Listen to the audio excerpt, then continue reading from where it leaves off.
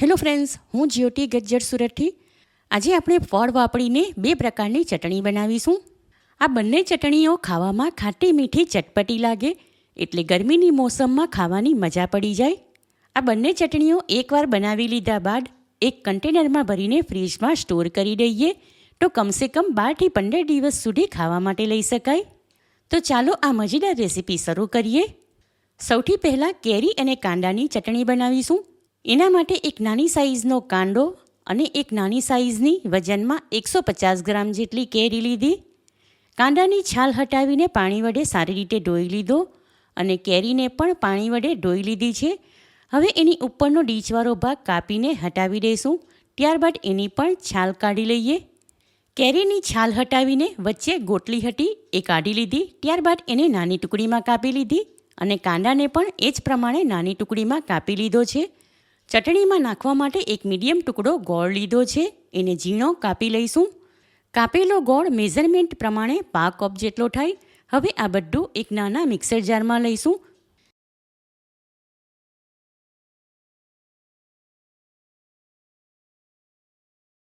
સાથે એમાં અડધી ટીસ્પૂન આખું જીરું, 1/4 ટીસ્પૂન જેટલું કાશ્મીરી લાલ મરચું, 1/2 ટીસ્પૂન ચાટ મસાલો અને સ્વાદ પ્રમાણે 1/4 ટીસ્પૂન જેટલું મીઠું નાખીને જારનું ઢાંકણ બંધ કરીશું.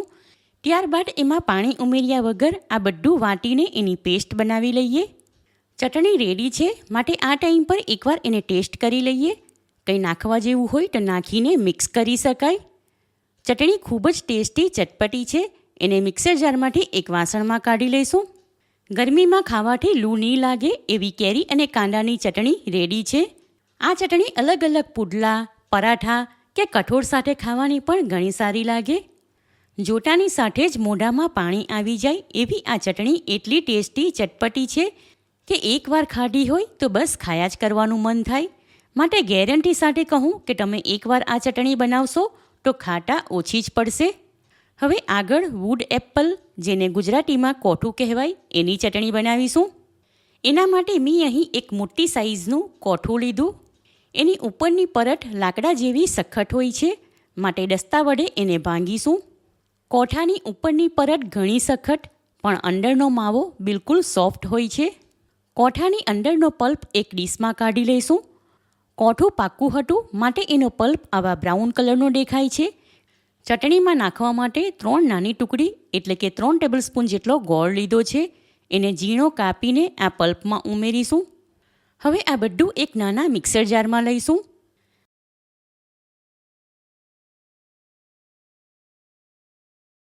સાથે એમાં 1 ટીસ્પૂન કાશ્મીરી લાલ મરચું, અડધી ટીસ્પૂન જીરું પાવડર, 1/2 ટીસ્પૂન ચાટ મસાલો અને સ્વાદ પ્રમાણે અડધી ટીસ્પૂન મીઠું નાખીને જારનું ઢાંકણ બંધ કરીશું. ત્યારબાદ એમાંની સામગ્રી વાટીને એની પેસ્ટ બનાવી લઈએ. વાટવા પૂરતું એમાં 2થી 3 ટેબલસ્પૂન જેટલું પાણી ઉમેરીને પેસ્ટ બનાવી લીધી. હવે આ ટાઈમ પર એકવાર એને ટેસ્ટ કરી લઈએ. ચટણી બહુ જ ટેસ્ટી છે. એને મિક્સર જારમાંથી એક વાડકીમાં કાઢી લઈશું. કોઠાની સુપર ટેસ્ટી ચટણી રેડી છે.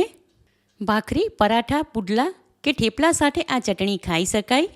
આ ચટણી આપણે જમ્યા પછી મુખવાસમાં જીરા ગોળી ખાઈએ એનું કામ કરે એવી છે. આ રીતે અલગ અલગ ફળ વાપરીને ઓછા ખર્ચમાં ચટપટી ચટણીઓ ઘરે સરળતાથી બનાવી શકાય. અને આ બંને ચટણીઓ અલગ અલગ ચાટ કે ભેલમાં પણ વાપરી શકાય. માટે ગરમીની મોસમમાં ખાવાની મજા પડી જાય એવી આ બંને ચટણીની રેસીપી તમે ચોક્કસ ટ્રાય કરો. તમને મારી આ રેસીપી કેવી લાગી એ કમેન્ટ કરીને જણાવો.